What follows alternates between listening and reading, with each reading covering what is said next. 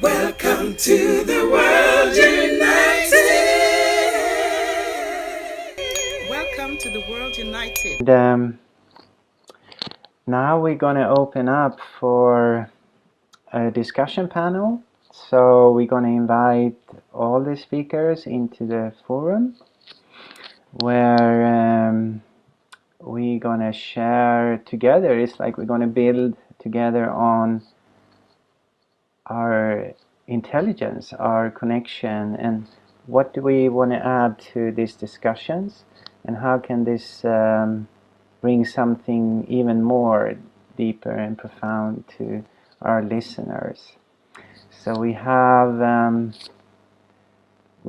about 45 minutes or 40 minutes to work together here, and I think we start with like a topic, huh? Or if we look at this event for today, we've been speaking about our personal history.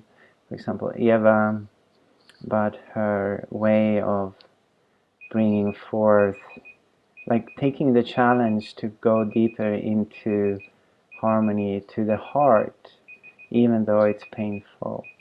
Freddie, who shares that everything is possible. And Liana Christina, who has been talking about breath and how can we basically go through that resistance. It's like we have a resistance to change, but we know we need to change, because if we stay where we are, it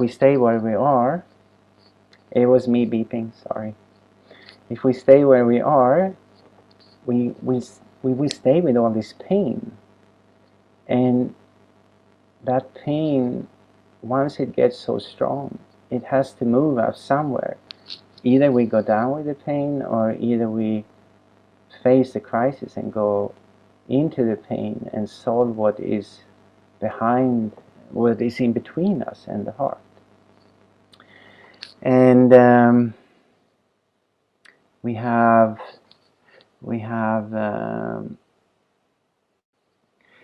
Ingrid, and she's been touching also the guidance back to the heart.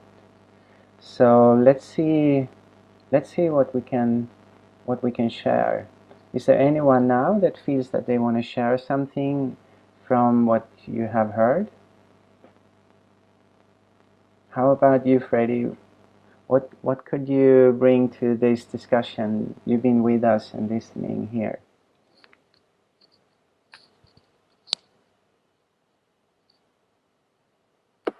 Can you hear me?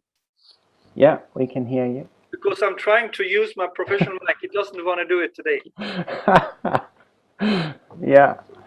Yeah. So why don't somebody else start, and I will join after a few minutes. All right.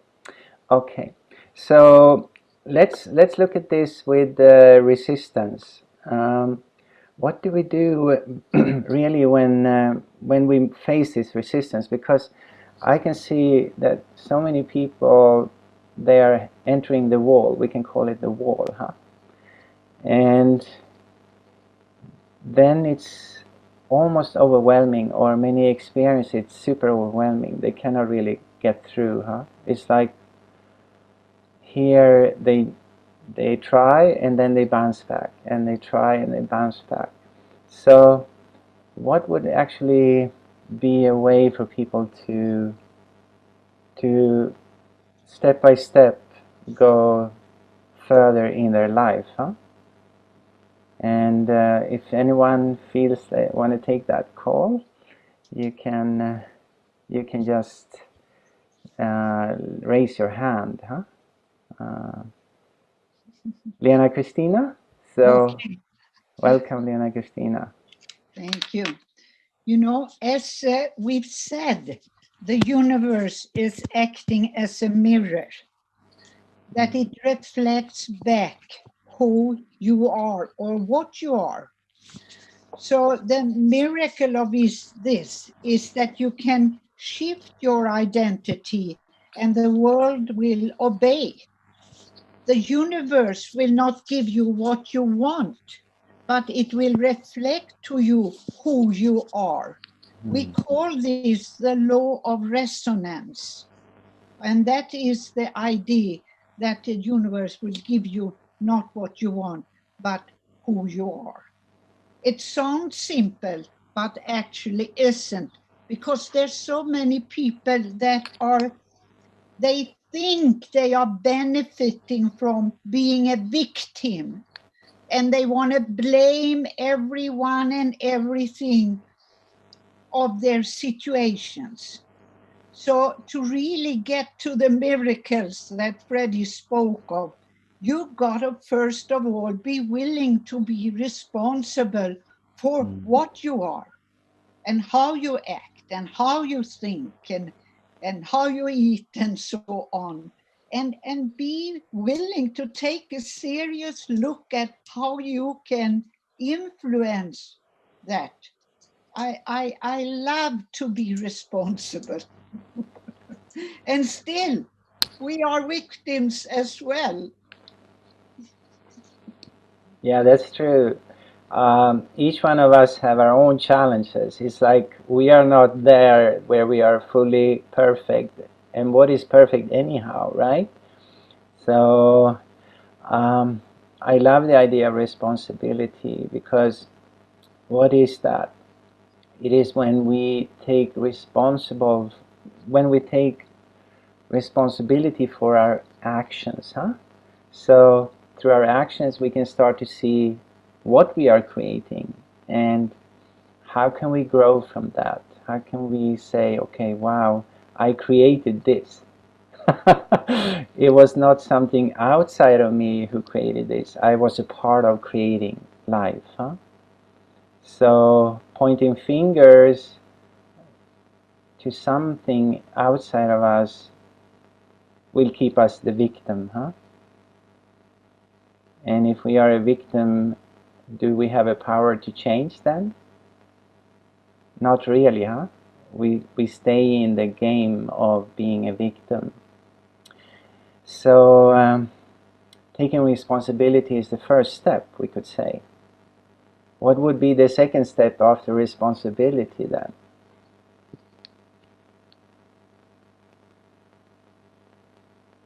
Freddie?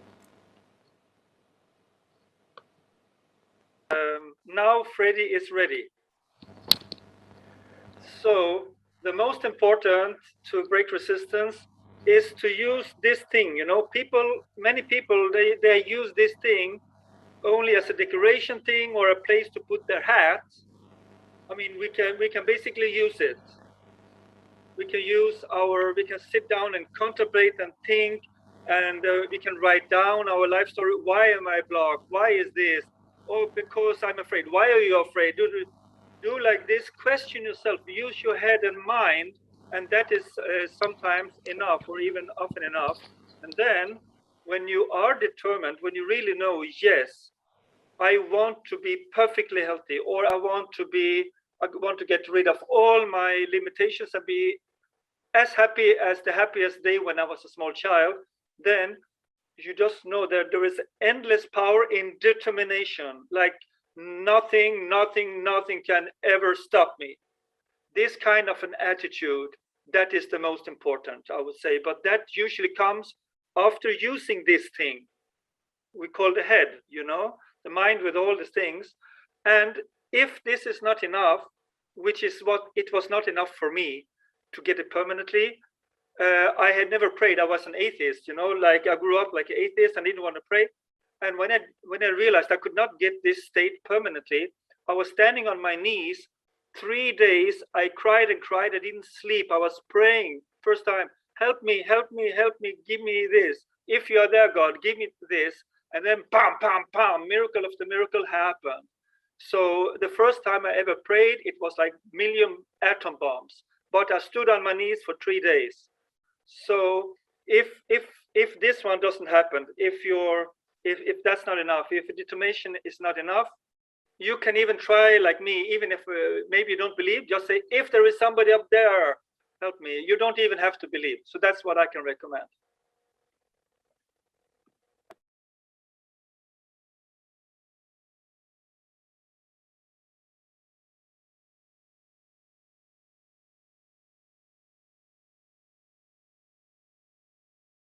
There. Yeah. Welcome. Here we're talking about being victim and so on. And to be a victim, that is a separated state. And this is what we are here for, unity. To feel that we are all united. And when we are united with the source of life, then the feeling of being separated is gone. I have a very complex situation with my family, where I really felt to be outside, not being wanted, not being respected, listened to. And that has been a very painful journey. And the only help I have been getting is to feel the source of life, to feel God. So my prayers have been listened to, and I know the force is there. So that's the way, to open our hearts and to go through the heart into the unity, where we all feel connected with each other and with everything that carries the life force on earth. Thank you, Aita. Wonderful.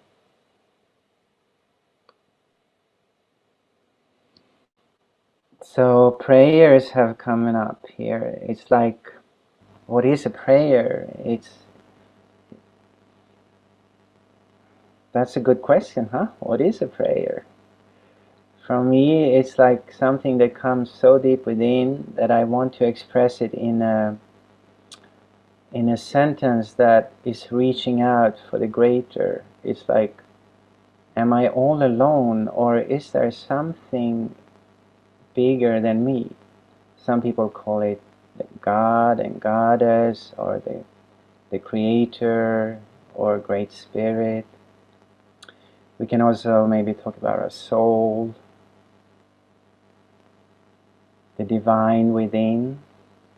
So for me, when I pray, it's like really connecting to that space and really connecting to that depth within me who has a longing for coming home.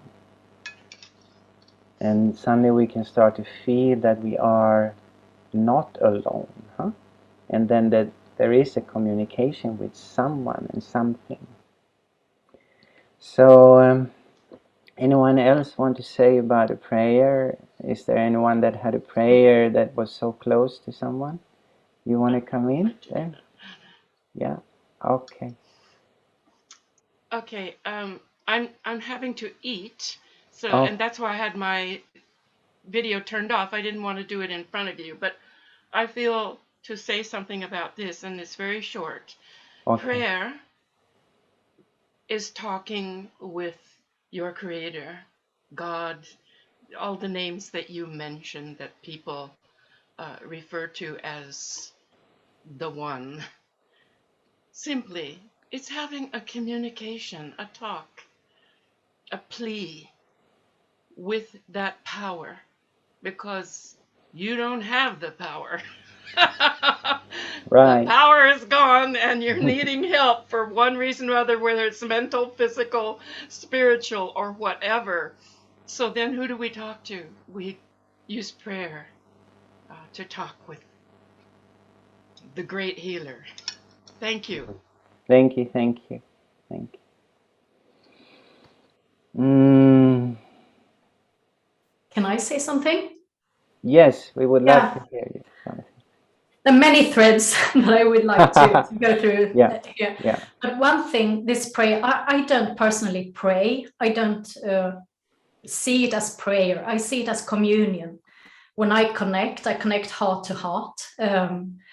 And that also, talking about what you, Freddie, said, you connect with the consciousness, with the mind. I think some soul groups that have come here, some soul groups work through the mind, through the the thinking process or the thought process. And some of us work more through beingness or through experience. So I think that is really different from each of us to the next, due to, or depending on which soul group and which energy personality within that soul group as well. So there's many, many unique ways of connecting, of course. But this prayer, I see it as intention. I communicate with other beings, other realms, EDs and extraterrestrials and others. And I communicate through my heart with them. And I intend not just with other beings, but just out in space. I intend what I want. I intend what I want to find within myself that needs to be released or taken care of or healed or whatever. I ask for downloads from my higher self or some groups and high councils I'm a part of in the bigger picture. And so there's a lot of communication, but I never perceive myself as less than, or actually I do a lot. And they always tell me, you won't have first contact with us until you perceive yourself as equal. When you perceive yourself and us as equal, there is no difference. You won't put us on a pedestal, and then you won't, if you put us on a pedestal, you won't be able to meet us in the physical sensation, because that's my dream. That's the biggest dream I have at this time. And that is really important. And I think the next step after responsibility is owning our power. And when we own it, we become the light worker, or I prefer saying the light bearer that we are. We bring the power through our hearts, through our consciousness here to the physical plane, through the form of the human we are. And there is no war or no conflict that we need to have between our ego or the human personality and the soul person or personality that we are. And I think that a lot of the New Age community brings this conflict up, that we need to release our ego, bash it, and release it and be angry at it. I don't think so. I think we have to embrace it with love, with compassion, just as a small child having a tantrum once in a while, because the ego will pull you back, will say, no, it's not time to meditate. No, you're not enough to do this. No, you haven't got enough money to do that. Or no, your partner or a child wouldn't want you to do this. And we create drama, we create confusion of all kind. And that is created in the ego, the personality that we've created as a human. And so if we can embrace that, put it in a waiting room sometimes, giving it a lot of magazines or candy or whatever, and then we just bring in the soul into our form through the heart chakra, where it sits in the human form.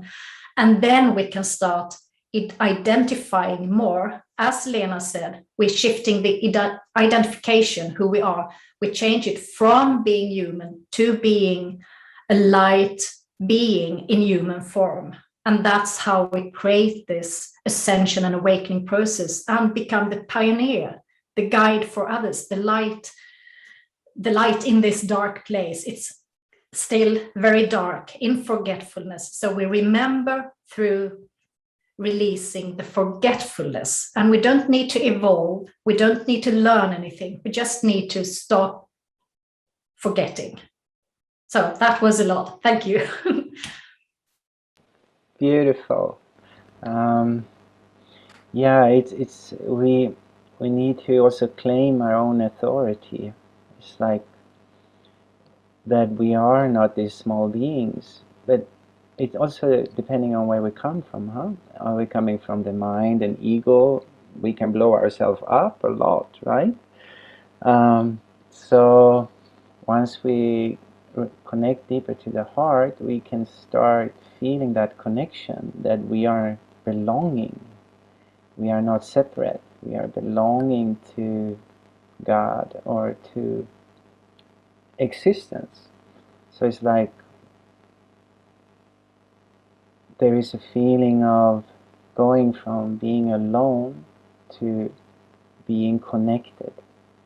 In that being alone, we all feel separated, and that separateness will simply make us feel very sad, very depressed. And of course, from that place, when we seek something, we are seeking something outside of us, that if only my partner is in this way, I will feel better. If I only have more salary, I will feel better. It's like we have misunderstood that in the outside we get the happiness, but it's really in the inside. Huh? So if we can go back to that space, then we get empowered, I would say. And I think empowerment is what we need to get to now. How can we empower ourselves? Of course, if we feel that everything outside of us is ruling our life, then we feel very disempowered. If we feel, wow, the life is actually coming from inside, going outside, which means that I am creating my life, then I can start thinking, okay, and then now I can come back to Freddie a little bit here, huh? What am I creating then, and how can I create it in the best way? Some people do that through physical change. Others start meditating. Others start doing yoga. Others start breathing. It's like the search for coming home starts once we realize that, wow, I'm actually the one creating my life. So if I'm sad, is there someone else to blame? No. Okay, what can I do then to change my relationship to my sadness? Huh?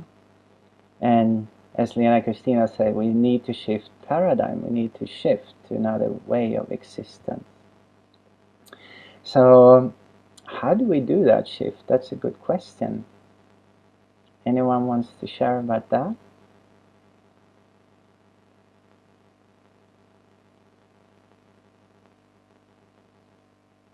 Yeah, I don't know.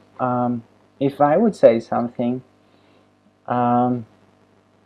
in my life, I do what I feel is good for me. And sometimes I do what I feel is bad for me. Isn't that interesting? That I'm still continuing doing things that doesn't really feel good. It's like something needs comfort, and then it's like a habit where I'm going into things that makes me sometimes feel not so good, huh? But then in that space, I remember what makes me feel good, right? And then I start doing what feels good. It's like I can actually start doing right now what feels good. And for me, it has been becoming like a habit to do more and more of what feels good. So, for example, in the mornings, I remember to breathe and do breathing exercises. And it really helps me. I feel so strong and relaxed after that. And eating good salads makes me feel good. So this is one way that I would use this tool, this idea, this concept. Do what makes you feel good, and do less of what makes you feel bad. But then we can also ask ourselves the question, why do we do things that makes us feel bad? Anyone wants to develop on that? Why do we do things that makes us feel bad? One, because it doesn't make sense, but somehow we do that movie that is violent, we do the potato chips that makes us feel heavy, we do other things, and afterwards we just feel bad, but we come back again to the pattern, So is there a good way of breaking patterns? I can talk a little bit. I don't know if it's all the way through for that one, but it's like interesting when I'm working with this machine you can get into the toxic detoxifying your body. And then there comes up mental factors that holds on to toxins. And so, of course, you hold these mental factors about your self-unworthiness, or you're not good for this and you're not good. And then they hold these mental factors in your brain, hold certain frequencies. And these frequencies to exist needs more of these toxins. So you will eat these things that is not good to you to keep this mental mindset in yourself that is that you are not good, basically. So it's to, I guess, approach these mental factors about yourself, how you're feeling about yourself, if you're unworthy or not good enough or ugly or whatever you have idea about yourself, so you can meet this and sort of feel it, and maybe eventually you will not eat them. But I'm a sucker for potato chips, so I know it's not easy to stop these bad behaviors. This is a core issue in my life, to really do the good things all the time. And I'm good half day, and then a half day usually it slides a bit. Yeah. So yeah, Thank you. to Freddie, I think. Right. Yeah, breaking habits, and I would say it's many times related to that we don't feel worthy of ourselves, huh? It's like we've been constantly in this society, we've been constantly conditioned to not believe in ourselves, to believe in the external authority, huh? We have a priest to tell us how to relate to God. So we go through the priest to connect to God, or we have a boss that tells us how we are. And basically, when we grow up, our parents became our role models, and our parents normally, they always did their best they could, but they were also conditioned by this society. So it's like we are bringing a lot of this belief system and patterns within us from our own upbringing. And I believe the healing journey is when we start to reflect on this and really start asking ourselves, do I have a choice? Do I have a freedom here? Do I always need to follow this pattern and end up in a conflict with someone, or feeling again lonely and depressed? So it's this way of relating to life that once we realize, okay, now I had enough. I think that's also one of the things, huh? Now it's enough. It's more painful than it's gainful, huh? It doesn't give gains anymore. So yeah, this is a big question, how to break patterns. And I also, when I was talking about the parents and our upbringing as children, or as a child, we could experience many times that abuse. We could say abuse in some ways. Abuse could be when you are not accepted as you are, or that you were only given love when you were a good child. You see, it's like we learn to try to be okay in order to get love from someone else. And now when we are grown up, it's like the inner child, the little child within us, is still in that space of not feeling worthy, not feeling okay, or still feeling unsafe. Huh? And I think, Lena Christina, you are here still, huh? So, because it's very much about the inner child and how to come back to the inner child within ourselves. Would you like to explain a little bit more about the inner child, Lena Christina? Hold on. I'm gonna. Unmute. I unmuted myself. Right. Okay. I mean, back to the ship bag and so on. Of course, my little inner child said, "Give me something. I need to be comfortable. I'm bored. I'm bored. I'm indifferent." You know, we don't learn to activate ourselves. We are so much patterned to be activated from the outside. Someone else is supposed to be there and tell us what to do and stimulate us and entertain us and so on. So that there is an indifference in the way that we relate to our own needs and can't really listen to. Sometimes we're so overstimulated that the only way we can exist is to be, what shall we, fed by something where nothing of our own action is needed.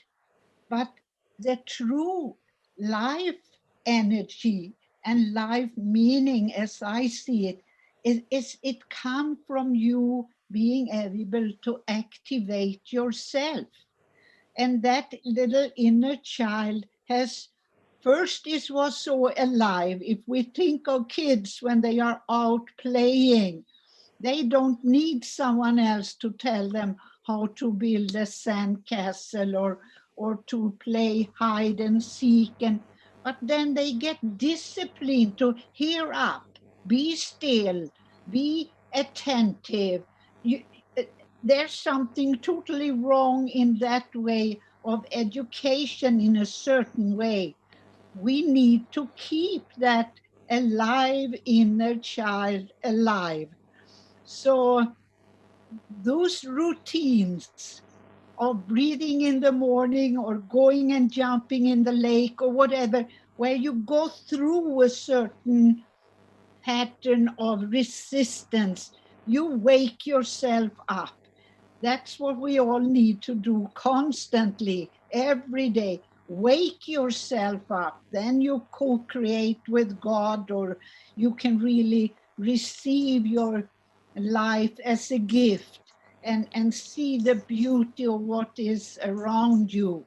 But it's like an aliveness that needs to be awakened every morning.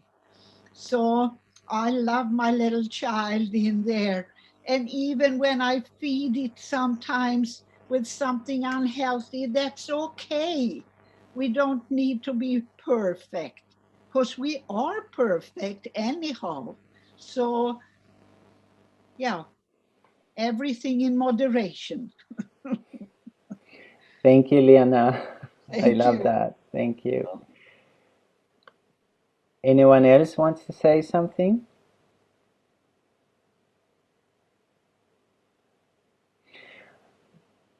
For me, when it comes to the inner child, I would say, like, because I'm holding ceremonies and gatherings with plant medicine sometimes, and I have groups where many of the participants, they are not related. They are. It's like a separation from the inner child, and the inner child is scared, lonely, really separated. And what I'm doing there is that I'm guiding them to connect to the child. So I'm asking them to find like a space within. Maybe it's a field of grass with a lake and a beautiful view. And I ask them to go there and to meet the inner child, the little child. And in the beginning, it can feel like two strangers are meeting each other. They don't recognize each other. But then I tell the person, if it's a woman, I tell, now it's time for you to be the mother to this inner child within yourself.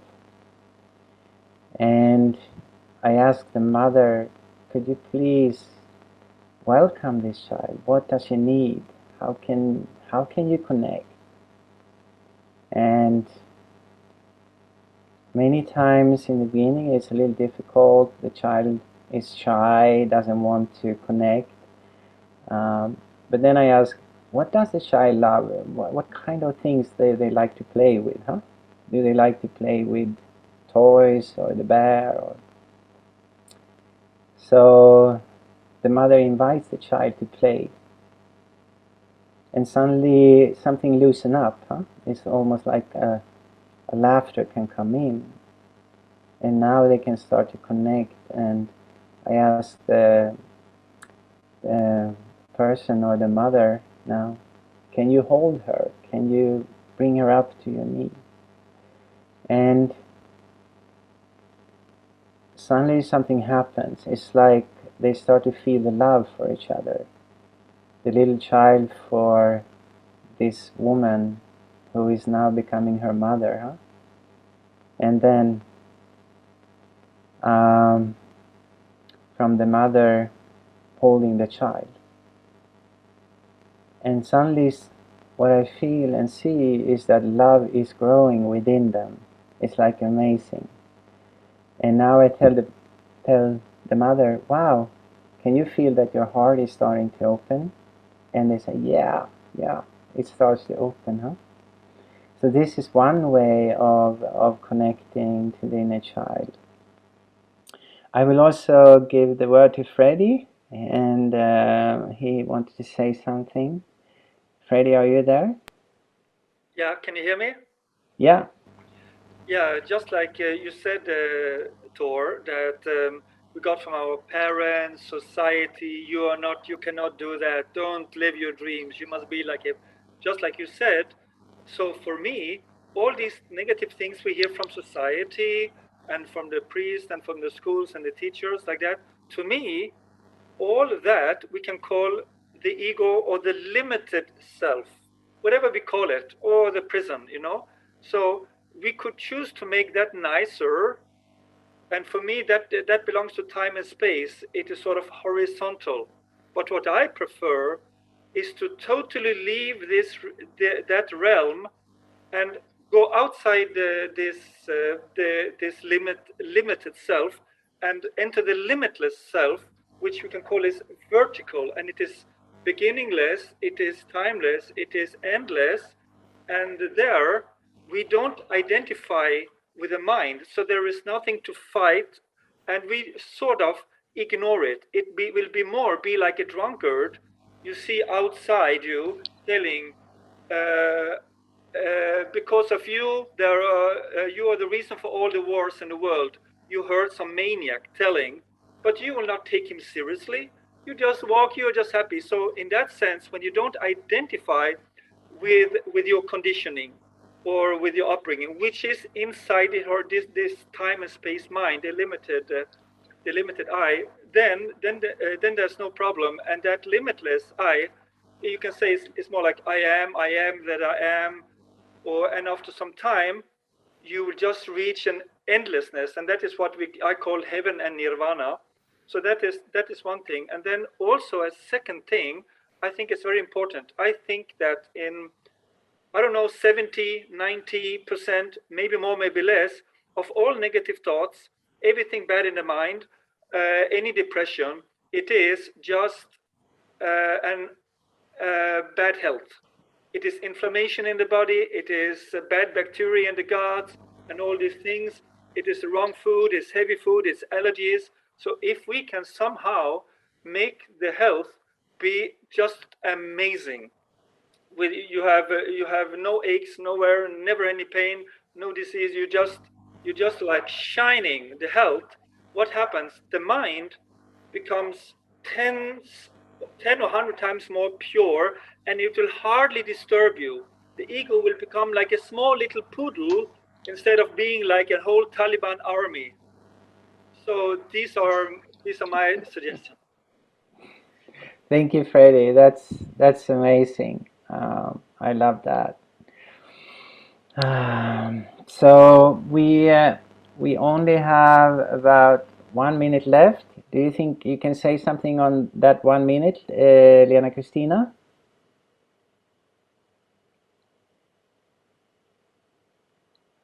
Yvonne, are you there? Can you unmute Lena Kristina? Do it. There, yeah. That as a conclusion of everything, love is not a substantive. It's a verb. It's a verb. It's your action, and it's that what we all can improve in relationship to ourselves, to each other, to the world, and just keep loving. Thank you, Lena Kristina. That's so beautiful. Let us all come back to our heart and come from there. That sounds amazing. Then how can you feel bad when you just feel love? That doesn't work, huh? So we're going to leave over to Yvonne, because Yvonne, it's time for 5 minutes break, and we will soon go on to the next stage of speakers that will come in. And of course, you are always welcome to hang out here if you want to. So Yvonne will play this song. Thank you, everybody. Wonderful sharing. Love you guys. Thank you. Thank you.